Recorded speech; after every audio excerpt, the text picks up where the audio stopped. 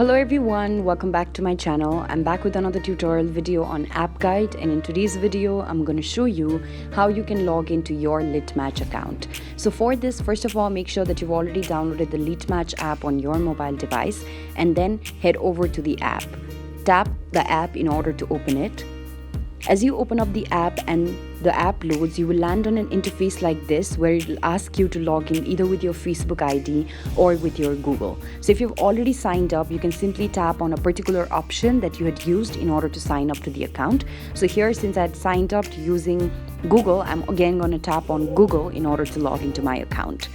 After I do this, I will have to allow Litmatch to use google.com to sign in. So tap on the continue button and then wait for a certain while until different accounts are displayed to you that are currently on your mobile device.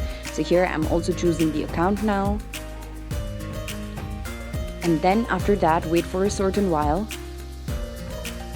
And then you'll get easily directed towards your page. So you can simply tap on the bottom right option that says Me.